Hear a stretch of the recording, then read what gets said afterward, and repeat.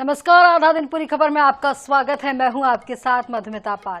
नमस्कार, मैं हूं नेहा श्रीवास्तव। वो चले बुलेटिन की शुरुआत शोपुर से कर लेते हैं। चाय की गुमटी में फटा gas cylinder. Jaipur bus stand में चाय की गुमटी में लगी आग, सिलेंडर फटने से दुकान के उड़े पर खदशे।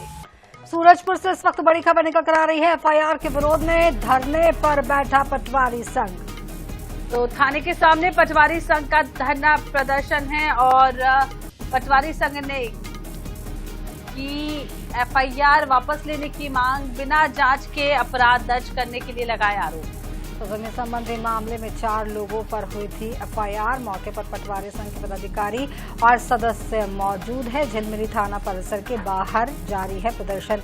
तो आपको बता दें, इस वक्त बड़ी खबर निकल कर आ रही सूरजपुर से। एफआईआर के विरोध में धरने पर बैठा है पटवारी संघ और 4 लोगों के खिलाफ यहाँ पर कार्रवाई हुई थी। थाने के सामने पटवारी संघ का धरना प्रदर्शन। पटवारी संघ ने एफआईआर वापस लेने की मांग की है। बिना जांच के अपराध दर्ज करने के लगाए हैं आरोप। बड़ी खबर आपको बता रहे हैं और जमीन संबंधी मामले को लेकर ये जांच की बात कही गई है। मौके पर पटवारी संघ ने भी पदाधिकारी से बातचीत की।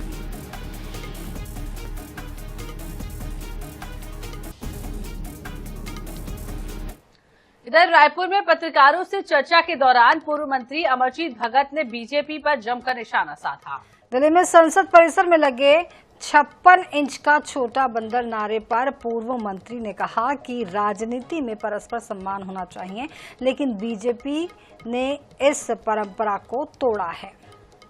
उन्होंने कहा है कि जैसा बोया है वैसा ही काटेगी। वहीं आदिवासी दिवस पर बीजेपी नेताओं की ओर से बधाई नहीं दिए जाने का भी आरोप लगाते हुए अमरजीत भगत ने आदिवासी संस्कृति को लेकर सरकार पर निशाना साधा।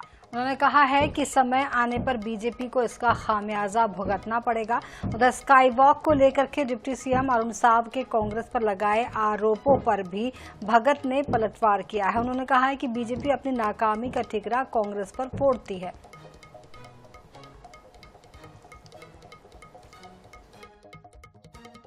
भारतीय राजनीति में हमेशा सहिष्णुता, परस्पर एक दूसरे के प्रति सम्मान होना चाहिए। इसमें भारतीय जनता पार्टी की सरकार में इस बात की कमी देखी जा रही है, चाहे केंद्र का हो चाहे राज्य का हो। जिस निम्न स्तरीय शब्दों का प्रयोग हमारे राष्ट्रीय नेतृत्व के प्रति लोग करते हैं वो पीड़ादायक है। और एक चीज आप मान लीजिए कि आप जैसे बोएंगे वैसा ही काटेंगे। आप जैसे अपने प्रति व्यवहार चाहते हैं, दूसरों के प्रति भी वैसे ही करिए। आप कांग्रेस को गाली देंगे, नेहरू जी को गाली देंगे, राहुल गांधी जी को आप निम्न शब्दों से प्रयोग करेंगे, तो स्वाभाविक है कि दूसरे दल के लोग भी वैसे ही रिएक्ट करेंगे। ये लोग जितना नहीं कर सकते हैं, जो काम नहीं हो सकता है ना, जिसमें फेल हो जाते हैं, असफल रहते हैं, उसमें उसके लिए जिम्मेदार कांग्रेस को एक लाइन के इनका जवाब रहता है। तो ये बहुत ज्यादा लंबा चढ़ने वाला नहीं है। और क्या जवाब देंगे उसके पहले आप लोगों को पता चले अभी फंस रहा है, जवाब देगा एक लाइन कांग्रेस को, नेहरू को, गांधी परिवार को। इसके आगे कुछ है पाकिस्तान और क्या बोलते हैं उसको, हिंदू मुस्लिम, इसके आगे कुछ है नहीं इनका। देश और दुनिया की सबसे पुरानी संस्कृति और सभ्यता आदिवासी संस्कृति, आदिवासी सभ्यता, और पूरे दुनिया के लोग 9 अगस्त को त्योहार मनाते हैं। संयुक्त राष्ट्र संघ ने यह अवसर दिया 1994 में। तब से लगातार यह सिलसिला हिंदुस्तान में चल रहा था। लेकिन जब से भारतीय जनता पार्टी की सरकार आई है, भारत की संस्कृति है एक दूसरे के त्योहार में, एक दूसरे के आयोजन में, एक दूसरे के परंपरा में हमेशा विश्व बंधुत्व की भावना देखी गई है। हिंदुस्तान में एक दूसरे को बधाई देते हैं। आदिवासियों से क्या ऐसी खता हो गई कि आप लोगों को आदिवासियों से नफरत होने लगी उनके आयोजन से, उनके त्योहार से। शिरोमणि अकाली दल के प्रमुख और पंजाब के पूर्व उप मुख्यमंत्री सुखबीर सिंह बादल पर नांदेड़ में जानलेवा हमला हुआ है। हमले में उनकी सुरक्षा में तैनात एक पुलिसकर्मी भी घायल हुआ है और सुखबीर सिंह बादल को इलाज के लिए निजी अस्पताल में भर्ती कराने की तैयारी चल रही है। बादल पर एक निहंगों ने कृपाण से हमला किया और उनके हाथ में चोट लग गई है। हमले के बाद सुखबीर सिंह खतरे से बाहर बताए जा रहे हैं। वे अपने पैर से चलकर हॉस्पिटल गए हैं। आपको ये भी बता दें कि नांदेड़ में ऐतिहासिक गुरुद्वारा साहिब है और वहां पर पंजाब सहित देश भर के सिख समुदाय के लोग मत्था टेकने के लिए भी जाते हैं। तो आपको बता दें कि सुखबीर बादल पर हमला हुआ है। महाराष्ट्र के नांदेड़ में हुआ यह हमला। बादल पर एक निहंग ने कृपाण से हमला किया है। खतरे से बाहर बताए जा रहे हैं सुखबीर सिंह।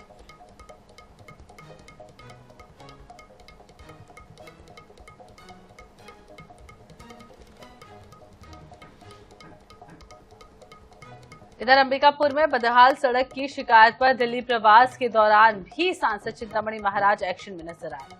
दरअसल खरसिया चौक से दरिमा मोड़ तक सड़क की खराब हालत का वीडियो बनाकर सांसद को भेजा गया था। वीडियो सामने आने के बाद सांसद चिंतामणि महाराज ने सरगुजा कलेक्टर और एनएच के अधिकारियों को तत्काल कार्रवाई के निर्देश दिए हैं। सांसद के निर्देश पर अधिकारी मौके पर पहुंचे और सड़क का निरीक्षण किया। निरीक्षण के दौरान सड़क की स्थिति का जायजा लिया गया और जल्द मरम्मत और सुधार कार्य शुरू कराने का आश्वासन दिया। लंबे समय से सड़क की बदहाली से परेशान लोगों को अब जल्द राहत मिलने की उम्मीद है। दिल्ली प्रवास में रहते हुए सांसद की त्वरित पहल के बाद प्रशासनिक अमला भी हरकत में आया है और मौके पर पहुंचकर स्थिति का जायजा लिया गया है।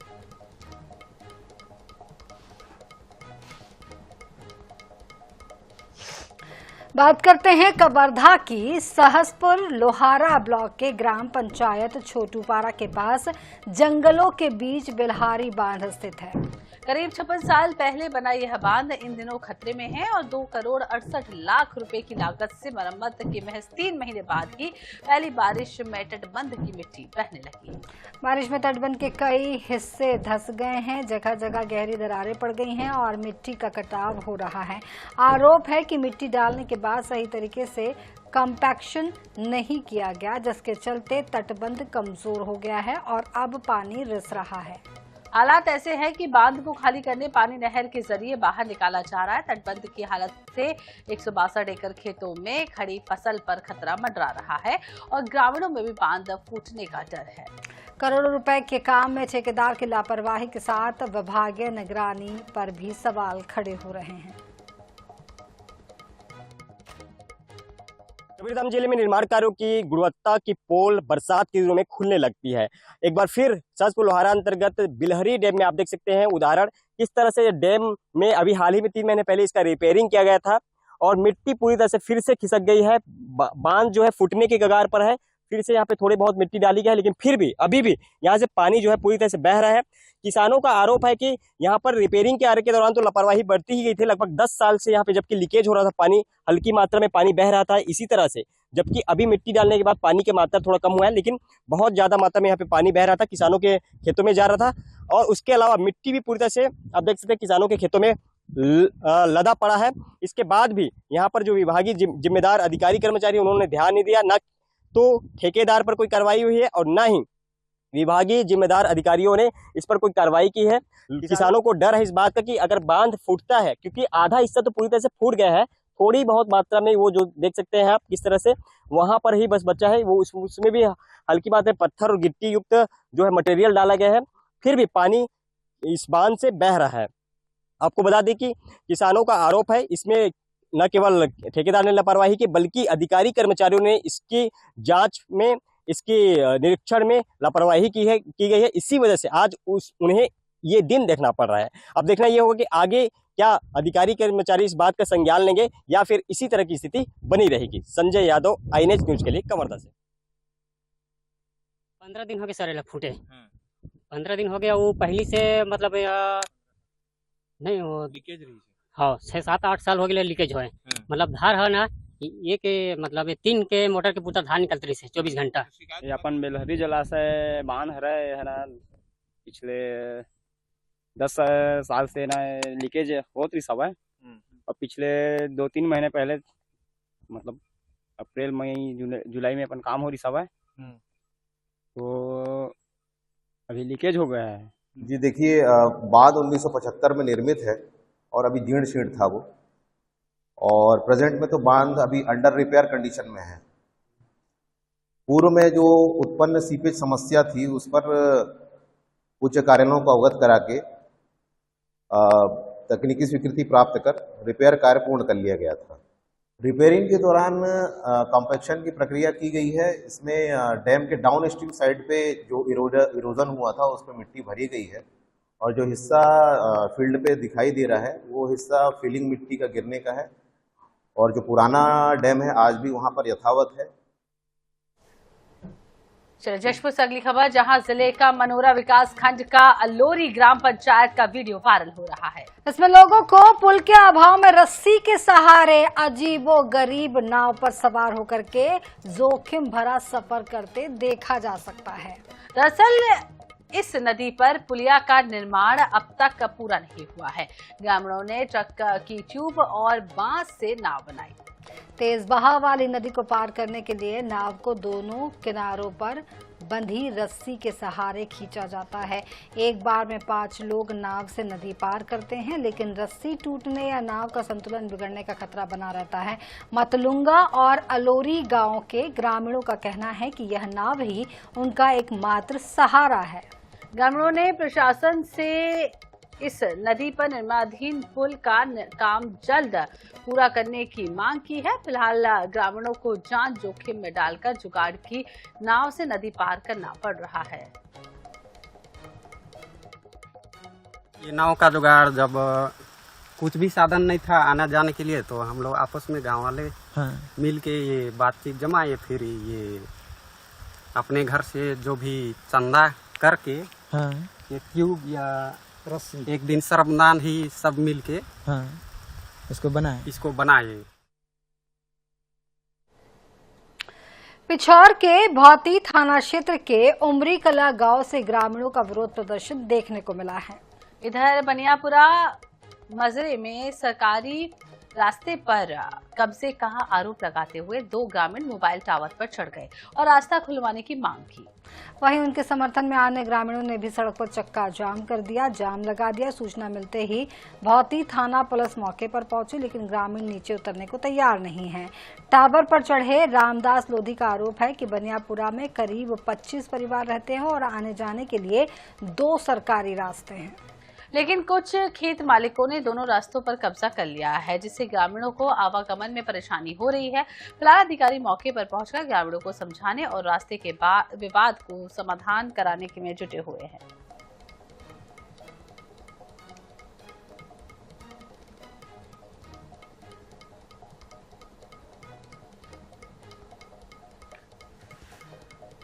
तो सरकारी रास्ता खुलवाने की मांग और टावर पर 2 ग्रामीण चढ़ गए, जिन तस्वीरें आप देख सकते हैं। रास्ते पर कब्जे का आरोप लगाया गया है। ग्रामीणों ने सड़क पर भी जाम लगाया। तो तस्वीरें आप देख पा रहे हैं, पिछौर की ये खबर है और मौके पर पहुंची है भौती थाना पुलिस। लगातार उन्हें नीचे उतारने की कोशिश की जा रही। मौके पर अधिकारी है, समाधान की कोशिश भी जारी है। सरकारी रास्ता खुलवाने की मांग ये ग्रामीण कर रहे हैं। रास्ते पर कब्जे का आरोप भी लगाया गया है। ग्रामीणों ने सड़क पर जाम कर दिया। तस्वीरें आप देख सकते हैं। एक और जहां टावर पर 2 ग्रामीण चढ़े हैं, दूसरी तस्वीर में आप देख सकते हैं जाम इन ग्रामीणों ने लगाया है।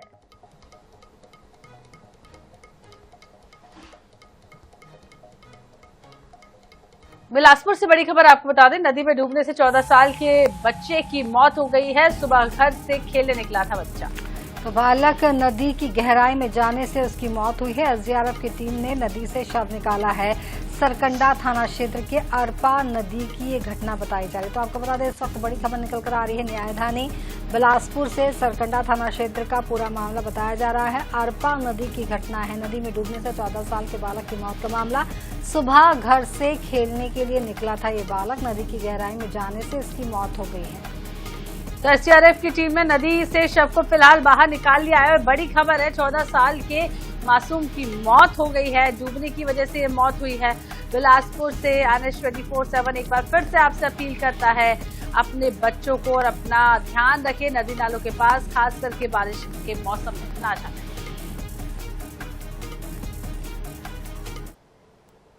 मैहर जिले के नादन थाना क्षेत्र में नेशनल हाईवे नंबर 30 पर बठिया के पास गुरुवार सुबह सड़क हादसा हुआ।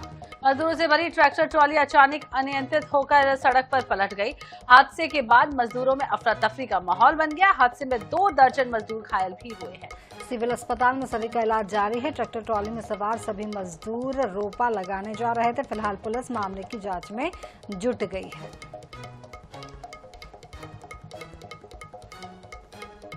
पंचायत बठिया से आदिवासी बस्ती से बरेठी जा रहे थे रोपा लगाने, तो चपना मोड़ के पास ट्रैक्टर जो है अनियंत्रित होकर पलट गया, जिसमें 20-25 लोग को चोट आई है, जिनको उपचार के लिए यहाँ लाया गया है।